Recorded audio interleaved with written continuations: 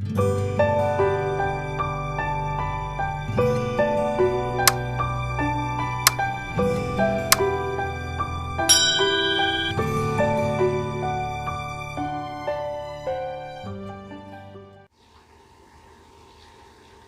सी किताब पढ़ रहे हैं भैया?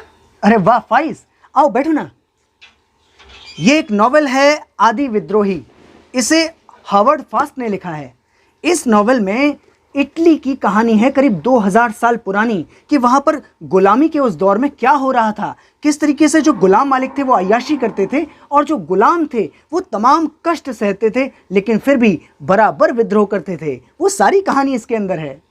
तुम्हें पता है, गुलामी के उस दौर में गुलाम जब तक काम करने के काबिल रहता था तब तक तो गुलाम मालिक उसे थोड़ा बहुत खाना दे देता था, लेकिन जब वो विकलांग हो जाता या बीमार हो जाता और कोई काम करने के काबिल नहीं रहता था तो गुलाम मालिक सोचता था कि इस पर अपना पैसा वेस्ट करना तो बेकार है, इसलिए या तो वो उसे मार देता था या फिर उसे भीख मांगने के लिए सड़क पर छोड़ देता था। मैं भी सुनूंगा। अच्छा आ जाओ भाई, तुम भी आ जाओ। चलो बैठो। कहाँ बैठोगे? शाबाश।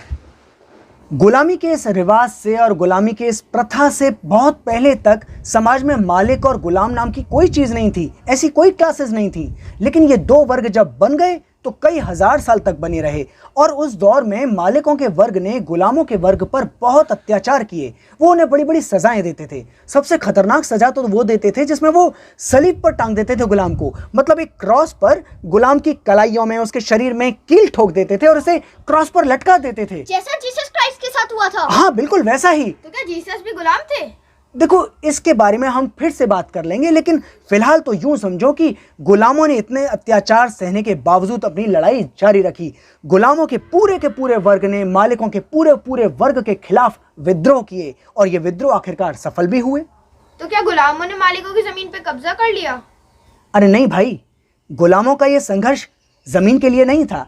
वो तो ये जानते भी नहीं थे कि ये जमीन उनकी है, और इसी तरीके से पूरे के पूरे मालिक वर्ग को भी ये नहीं पता था कि ये ज़मीन गुलामों की है, इस पर मालिकों का कोई हक नहीं है। मालिक लोग हमेशा से ये समझते थे कि ये ज़मीन उन्हीं की रही है और आगे भी उन्हीं की रहेगी, और गुलाम भी ऐसा ही जानते थे। तो गुलामों ने जो लड़ाई लड़ी वो ज़मीन के लिए नहीं लड़ी, उन्होंने लड़ाई लड़ी थी अपनी गुलामी के खिलाफ, आज़ादी के लिए, और ये आज़ादी उन्हें मिली भी। हालांकि दुनिया के तमाम इलाकों में बहुत लंबे समय तक गुलामी की यह परंपरा कायम रही। हैरियट बीशर स्टोव नाम के एक लेखक थे, उनका एक उपन्यास है अंकल टॉम्स केबिन।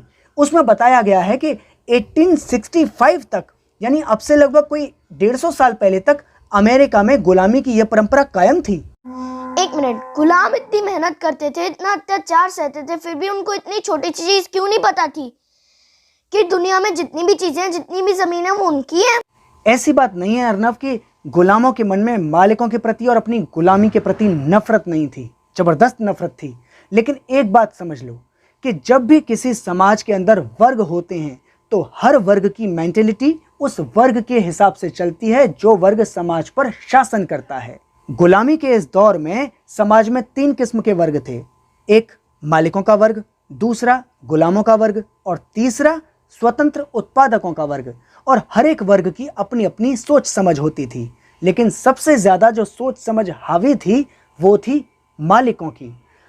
मालिकों ने जो कुछ भी समाज के अंदर आर्ट थी, कल्चर था, एजुकेशन थी, रीति रिवाज थे, उस सब पर कब्जा कर रखा था।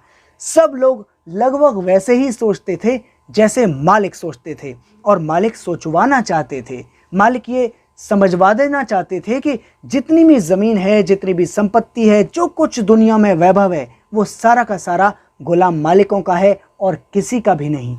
आज के दौर में भी तो यही होता है। जो मालिक लोग होते हैं, जो ओनर्स होते हैं, जो शासक होते हैं, जो सत्ताधारी होते हैं, राजनेता होते हैं, वो अपने हिसाब से सारी बातें करते हैं।